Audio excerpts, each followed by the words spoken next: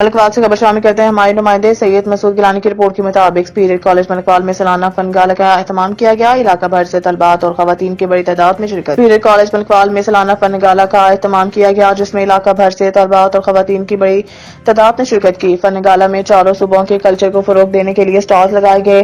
तलबात और दीगर शुरा की तफरीह के लिए मुख्तलिफ झूले और खानों के स्टॉल भी लगाए गए, जबकि मैजिक शो का भी एहतमाम किया गया। फन गाला में आने वाले शुरा वहां लगाए गए तफरीही स्टॉल से खूब महसूस हुए।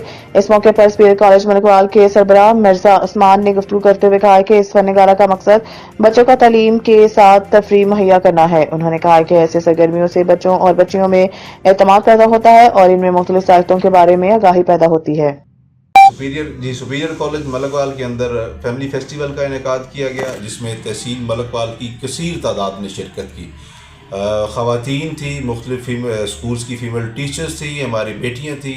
तो एक अच्छी गैदरिंग है। जो मेरा रेफरेंस रेट है उसमें तकरीबन कम अज़ कम 3,500 तक की गैदरिंग है, उसमें एक अच्छी शिरकत हुई है।